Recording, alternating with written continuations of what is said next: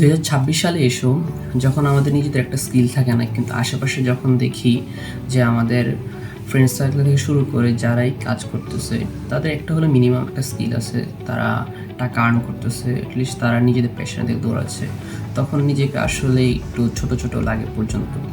এখানে দোষ কিন্তু আমি অবভিয়াসলি আপনাকেই দেবো, নট সারাউন্ডিং পার্সনকে। কারণ হচ্ছে সবাই সাকসেসফুল হতে চায়, কিন্তু মনে মনে বলে কিন্তু যে আমি কেন পিছিয়ে আছি। তার অন্যতম কারণ হচ্ছে কোম্পানিগুলো যখন হায়ার করে তখন কিন্তু অবভিয়াসলি ওরা স্কিলগুলো দেখে যে আপনি কী পারেন কী পারেন না, কিন্তু যখনই তারা আপনার ইন্টারভিউগুলো নেওয়া হয় তখন কিন্তু আপনি দেখা যায় যে আপনি কিছুই পারেন না, বা আপনি ওইভাবে বলতে পারতেছেন না, কোম্পানিকে আউটপুট দিতে পারতেছেন না। তো এই কারণে যখন আমরা কোনো কাউকে যখন স্কিলের কথা বলি যে এটা শিখ, তখন হয় বলে যে ভাই আমি পারবো না, টাইম নাই। বা অনেক সময় এরকম বলে যে ভাই কোন স্কিলটা শিখবো যেটা আমার টাকা কামানোতে তাড়াতাড়ি হয়ে যায়, বা এরকম বলে যে আমাকে এমন একটা স্কিল বলেন যেটাতে আমি রাতারাতি তাড়াতাড়ি 2-3 মাসের মধ্যে বা 1 মাসের মধ্যে কামাই করে ফেলতে পারবো, বা আমাকে টাকা এনে দিবে। আপনাকে ভাই জাস্ট একটা এক্সাম্পল দিই, সেটা হচ্ছে আমরা ইউনিভার্সিটি 4টা বছর পড়াশোনা করি জাস্ট একটা জব পাওয়ার জন্য। স্যালারি কত দিবে আমাদের? সর্বসা করলে 20,000, বা আরও যদি আপনার স্কিল না থাকে তাহলে হয়তো 15,000 বা 12,000, ইন্টার্নশিপ যদি করেন 10,000।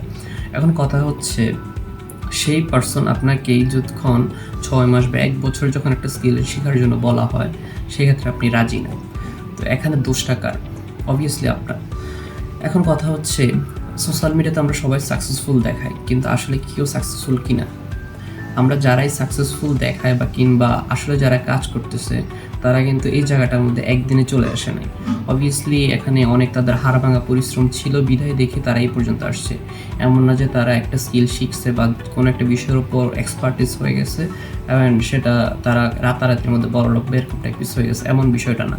আপনাকে হয়তো সামনের দিকটা দেখাচ্ছে, কিন্তু পিছনের দিকটা যে রাত জাগা পরিশ্রম বা অনেক কিছু, সেটা হয়তো আপনাকে দেখায় না। কারণ মানুষ অ্যাকচুয়ালি আউটপুট দেখতে পছন্দ করে, পরিশ্রম দেখতে পছন্দ করে না।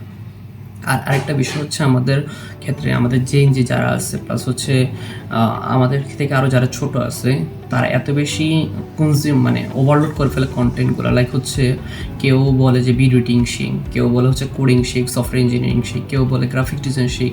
মানে সবাই থেকে একটা ডিফারেন্ট জায়গা থেকে বলে তো এটা শিখ, ওইটা শিখ, ওটা শিখ।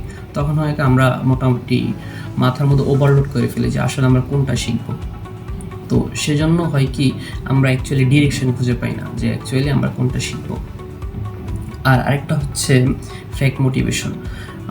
আজকাল অনলাইনের মধ্যে অনেক ফেক মোটিভেশন গুরু থাকে, যারা আমাদের অবশ্যই ফেক এমনভাবে মোটিভেশন দিবে যে আপনি আজকেই করলে আজকেই কোটিপতি বনে যাবেন আর কি অনেকটা। তো এগুলো থেকে মোটামুটি আমাদের দূরে থাকতে হবে। আর একটা সেটা হচ্ছে ফোকাস ধরে রাখা এখন মুশকিল।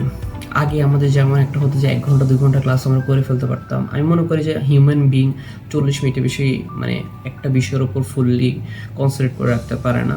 কিন্তু আপনি যখন কোনো একটা বিষয়ের ওপর লার্নিং করতে থাকবেন, এখন আপনি সর্বশেষ করলেও হয়তো 20 মিনিট কেন 10 মিনিট পর্যন্ত ফোকাস রাখতে পারবেন না। কারণ হচ্ছে আমরা এত বেশি রিল দেখি, প্লাস হচ্ছে কনজিউম করি কন্টেন্ট। তো আমাদের ক্ষেত্রে টপিকগুলা মানে বোঝা মুশকিল হয়ে যায় আমরা কোনটার উপর ফোকাস ধরে রাখবো। তো আমি এই জন্য বলবো আপনি একটা স্কিল বা আপনি আপনার প্যাশন কোনটা আপনি সেটা চুজ করেন। আপনার ক্যারিয়ার আশেপাশে কে কী করতো সেটাকে দেখার দরকার নেই, টাকা কেন আসবে। আপনি যদি কোনো একটা স্কিলের উপর আসলেই এক্সপার্টিস্ট হয়ে যান, তখন হয়তো টাকা আপনার পিছনে দৌড়াবে। লাস্ট কয়েকদিন আগে আমি একটা দেখলাম যে কোনো এক ভাই হয়তো একটা ভালো কোম্পানির মধ্যে 7 ডিজিট থেকে 8 ডিজিট পর্যন্ত স্যালারি পাচ্ছে। তো কথা হচ্ছে ওই জায়গায় যাওয়ার জন্য তো আপনার যে হাড় ভাঙা পরিশ্রম সেটা তো করতে হবে। সেজন্য জাস্ট বলবো একটা স্কিল ফোকাস করেন, একটা স্কিলের উপর মাস্টার হন, দেন মাস্টার হওয়ার পরে এটার উপর চর্চা করতে থাকেন, ক্লায়েন্টদের সাথে কাজ করেন, দেন হচ্ছে এটার উপর আস্তে আস্তে করে বিল্ড করার পর আপনার যদি মনে হয় যে এই স্কিলে হচ্ছে না, দেন আপনি আস্তে আস্তে আরেকটা স্কিলে ডেভেলপ করেন ওই রিলেটেডগুলো। জাস্ট আপনাকে এটা বলবো, আপনি যদি কাজ জানেন আপনার টাকার অভাবও হবে না, আপনার পেটে ভাতের অভাব হবে না। ধন্যবাদ। ভিডিওটা যদি ভালো লাগে ফ্রেন্ডদের মধ্যে শেয়ার করে দেবেন, আপনার টাইমলাইনে রেখে দেবেন আর সেভ করে রেখে দেবেন যেন আপনার ভুল না যান। ধন্যবাদ।